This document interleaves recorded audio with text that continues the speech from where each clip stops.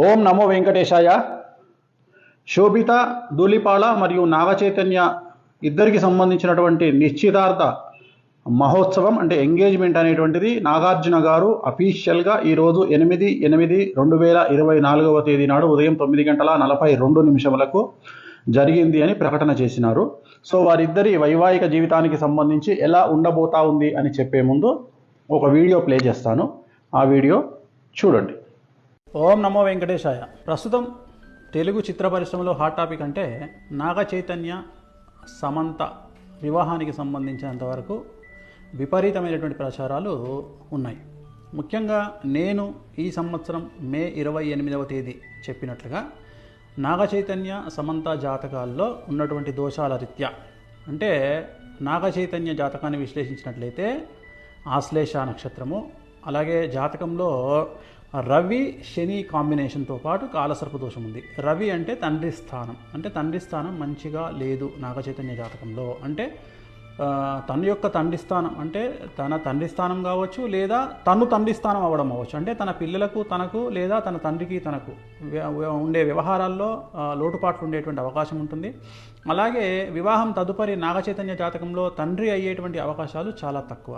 నేను మాట్లాడేది సహజ సిద్ధంగా తండ్రి అవ్వడం గురించి మాట్లాడుతూ ఉన్నా. ఈ మధ్యకాలంలో ఐవీఆర్లో టెస్ట్ ట్యూబ్ బేబీలు లాంటివి వస్తున్నాయి కాబట్టి మరి ఏమిటండి గురువుగారు తండ్రి కాలేడన్నారు, సంతానం లేదన్నారు, మరి సంతానం అయ్యింది అంటే నేను సహజ సిద్ధంగా మాట్లాడుతున్నా. టెస్ట్ ట్యూబ్ బేబీలో ఐవీఆర్లో అయితే జాతకాల్లో చెప్పలేము, కానీ నేను మాట్లాడేది సహజ సిద్ధంగా తండ్రి అయ్యేటువంటి జాతకం అయితే కాదు. ఎందుకంటే జాతకంలో శని రవి కాంబినేషను, అలాగే కాలసర్ప దోషం ఉంది.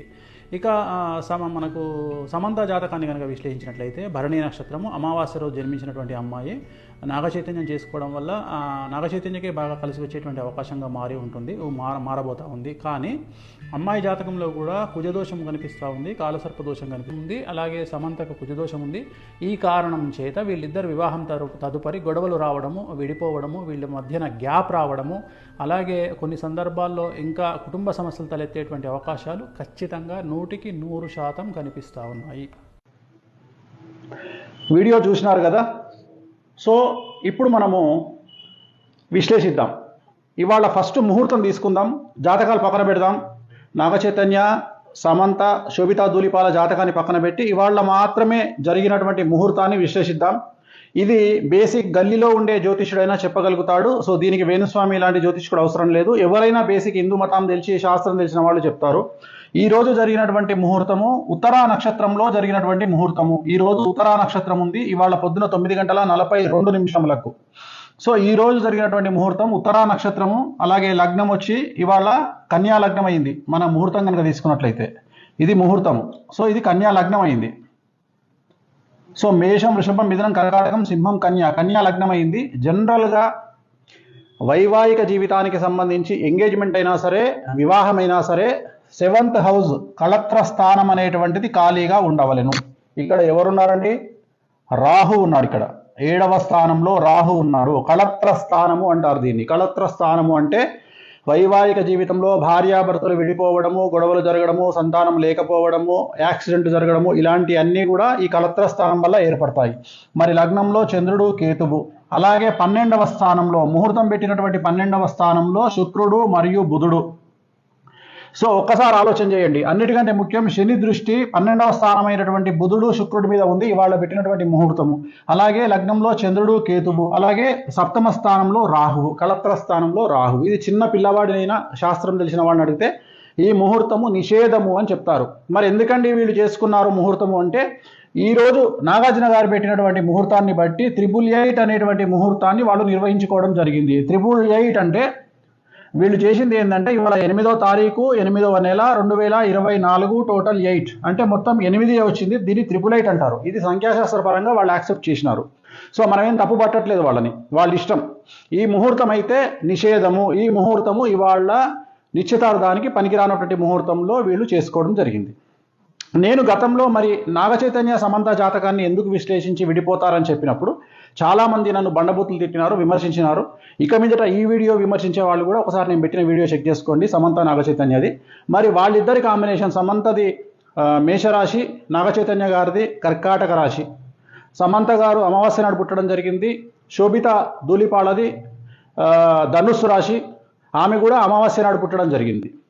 ఇక శోభితా ధూళిపాళ నాగ చైతన్య ఇద్దరి కాంబినేషన్. సమంత ఆల్రెడీ మనం సమంత నాగ చైతన్య నేను క్లారిటీ ఇవ్వడం జరిగింది, విడిపోతారని చెప్పడం జరిగింది. పెళ్ళి జరిగినప్పుడు కాదండి, ఇలాగే ఎంగేజ్మెంట్ జరిగిన తర్వాతనే నేను చెప్పడం జరిగింది విడిపోతారని. ఎంగేజ్మెంట్ జరిగిన తర్వాత గుర్తుంచుకోండి, నేను పెళ్ళైన తర్వాత చెప్పలేదు, ఎంగేజ్మెంట్ కాగానే చెప్పాను వాళ్ళు విడిపోతారని. అలాగే ఇప్పుడు వీళ్ళ గురించి జాతకాన్ని విశ్లేషిస్తా ఉన్నా.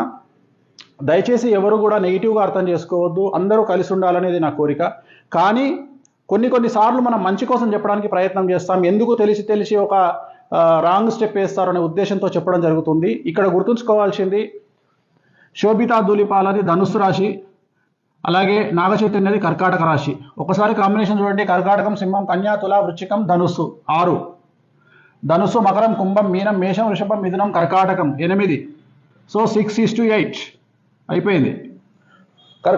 షష్టాష్టకాలు, ఇద్దరి జాతకంలో షష్టాష్టకాలు. అలాగే ఇద్దరి జాతకం, సమంత జాతకాన్ని అలాగే శోభితా ధూళిపాల జాతకాన్ని విశ్లేషిస్తే మీరు అబ్జర్వ్ చేశారో లేదో, ఇద్దరి జాతకాల్లో కూడా శని దృష్టి అనేటువంటిది కుజుడి మీద ఉంది. ఇక్కడ కూడా చూడండి, శోభితా జాతకంలో శని దృష్టి అనేటువంటిది కుజుడి మీదనే కాదు, శుక్రుడి మీద, గురువు మీద ఉంది. సో వీరి జాతకంలో 2027 నుండి సమస్యలు ఉండే అవకాశం ఉంది. 2027 వరకు సో బాగానే ఉంటుంది వ్యవహారం. 2027 నుండి వైవాహిక జీవితంలో సమస్యలు అనేటువంటి ఏర్పడతాయి. అలాగే వీరి సమస్యలకు ప్రధానమైనటువంటి కారణం ఒక స్త్రీ మూలకంగా ఉంటుంది. ఒక స్త్రీ మూలకంగా వీళ్ళ భార్యాభర్తల మధ్యన గొడవలు వచ్చేటువంటి అవకాశం ఉంది. సో వీళ్ళ జాతకంలో నా అల్టిమేట్ స్టేట్మెంట్ ఏంటంటే, శోభిత ధూళిపాళ మరియు నాగ చైతన్య జాతకంలో షష్టాష్టకాలైనాయి. మీరు కావాలంటే చూసుకోండి, షష్టాష్టకాలైనాయి. ఆ ఒక్కటే కాదు, పర్సనల్ జాతకాలు కలవకపోవడమే కాదు, ఇవాళ పెట్టినటువంటి ముహూర్తం కూడా మంచి ముహూర్తం కాదు. సో నేను అఖిల్ ఎంగేజ్మెంట్ క్యాన్సిల్ అవుతుందని చెప్పడానికి గల కారణము, అలాగే నాగ చైతన్య సమంత మ్యారేజ్ ఫెయిల్ అవుతుందని చెప్పడానికి కారణము, వీటన్నిటికీ కారణము వ్యక్తిగతమైనటువంటి జాతకాలు మరియు ముహూర్త బలం. అంతే తప్ప నాకు వ్యక్తిగతంగా ఎవరి మీద ద్వేషం అనేటువంటిది ఉండదు. దయచేసి ఈ విషయాన్ని అర్థం చేసుకోండి. నేను ఒక జ్యోతిష్కుడిగా మంచి కంటే కూడా చెడు చెప్తే జాగ్రత్త పడతారు అనే ఉద్దేశంతో చెప్తా ఉన్నా. ఇప్పుడు కూడా చెప్పడానికి గల కారణాలు ఏమిటి అంటే, అట్లీస్ట్ వీళ్ళు ఏమైనా నివారణ కార్యక్రమాలు మీకు సంబంధించినటువంటి మీ జ్యోతిష్యులను, మీ పండితులను కనుక్కొని ఏ దేవాలయంలోనైనా వీటి నివారణ కార్యక్రమాలను మీరే జరిపించుకోండి. పెళ్లికి ముందు జరిపించుకోండి. 10 కాలాల పాటు పిల్లా పాపలతో హాయిగా ఉండండి. అలాగే నా జ్యోతిష్యం ఫెయిల్ కావాలని కోరుకుంటున్నా. వీళ్ళకి సంబంధించిన జ్యోతిష్యం నేను చెప్పింది ఫెయిల్ కావాలని కోరుకుంటున్నా. ఆ వెంకటేశ్వర మన దయతో వీళ్ళు నేను చెప్పిన జాతకం ఫెయిల్ కావాలని మరీ కోరుకుంటున్నా. ఎందుకంటే నా సక్సెస్ కంటే కూడా వాళ్ళ సక్సెస్ ముఖ్యం. కానీ వాళ్ళ జాతకంలో ఖచ్చితంగా కళత్రం అనేటువంటిది కనిపిస్తూ ఉంది. కళత్రం అంటే విడిపోవడము. కళత్రం అంటే విడిపోవడము. 7th హౌస్లో రాహు ఉన్నాడు, అలాగే లగ్నంలో కేతు ఉన్నాడు. చిన్న పిల్లవాడిని అడిగినా చెప్తారు ముహూర్తం తప్పు. అలాగే వీళ్ళ కాంబినేషన్ షష్టాష్టకాలైన శోభితాది మరియు నాగ చైతన్యది. ఒక విషయం చెప్పాలంటే, సపోజ్ మీరు అడిగారు అనుకోండి, గురుగారు మీరు మీకు తెలిసి ఎన్ని మార్కులు వేస్తారండి ఒకవేళ నాగ చైతన్యకు Samantha combination plus Naga Chaitanya Sobhita Dhulipala combination అని మీరు అడిగితే నేను క్లియర్గా చెప్తున్నా, చైతన్య సమంత 100కి కనీసం ఒక 50 మార్కులు వేయచ్చు. చైతన్య శోభిత 100కి 10 మార్కులు కూడా వేయలేను. అలాగే సమంత జాతకం 100% బాగుంది ఇండస్ట్రీ పరంగా తీసుకుంటే. అలాగే శోభిత జాతకం తీసుకుంటే 20% బాగుంది కెరియర్ పరంగా నేను చెప్పేది. సో ఓవరాల్గా తీసుకుంటే నేను అడిగేది ఏంటంటే, నేను చెప్పదలుచుకున్న పాయింట్ ఏంటంటే, నాగ చైతన్య కాంబినేషన్ ఆఫ్ శోభిత 100కి 10 మార్కులే, అండ్ నాగ చైతన్య సమంత 50 మార్కులు. సో ఇంత 50 మార్కులు వేసినటువంటి వాళ్ళే విడిపోయారంటే, మరి కాంబినేషన్ ఆఫ్ సమంత నాగ చైతన్య శోభిత కాంబినేషన్లో మరి నేను 10 మార్కులు వేస్తున్నా 100కి అంటే ఇంకెంత ప్రభావం ఉందో చూడండి. ఎందుకంటే శోభిత జాతకంలో చాలా ఎక్స్ట్రీమ్ ప్రాబ్లమ్స్ కనిపిస్తూ ఉన్నాయి. సో ఒక స్త్రీ మూలకంగా వీళ్ళ జాతకంలో వీళ్ళు విడబాటుకు గురయ్యే అవకాశం ఉంది. అలా జరగొద్దని కోరుకుంటా ఉన్నా. నేనే ఓడిపోవాలి, నా జాతకమే ఫెయిల్ అవ్వాలని కోరుకుంటా ఉన్నా. అలాగే స్వయం ప్రకటిత యూట్యూబ్ మేధావులు, స్వయం ప్రకటిత యూట్యూబ్ జర్నలిస్టులు గుర్తించాల్సింది ఏంటంటే, ఇదే నాగ చైతన్య సమంత విడిపోతారని నేను ఎంగేజ్మెంట్ అప్పుడు చెప్పాను. ఇప్పుడు కూడా మళ్ళీ వీళ్ళు కూడా విడిపోతారని చెప్తా ఉన్నాను. సో నన్ను విమర్శించే ముందు నేను చెప్పిన వీడియో ఒకసారి చూసి, సమంత గురించి, నాగచైతన్య గురించి చెప్పిన వీడియో చూసి మీ స్వయంక్రియత, మీ మేధావితనానికి పనిపెట్టుకోండి. సో వీళ్ళైతే విడిపోవద్దని కోరుకుంటా ఉన్నా నేను. అండ్ ఇంకా నేను చెప్పాల్సింది చెప్పాను. 100% వీళ్ళకు విడాకులు అనేటువంటివి కనిపిస్తూ ఉన్నాయి. 2027 తర్వాత వివాహం అవుతుందా అవ్వదా ఏమవుతుంది అవన్నీ క్వశ్చన్ మార్కులే. బట్ ఫైనల్గా చెప్పదలుచుకుంది మాత్రం ఖచ్చితంగా ఎడబాటు అనేటువంటి ఉంటుంది ఇద్దరి మధ్యలో, శోభిత అండ్ నాగచైతన్య మధ్యలో. ఇక యూట్యూబ్ మీమర్స్, ట్రోలర్స్, ఎంజాయ్, మీ పని మీరు ప్రారంభించండి, క్రియేటివిటీ చూపించండి, మంచి పద్ధతిలో చాలా కొత్తగా కామెంట్ చేయండి. ఓం నమో వెంకటేశాయ.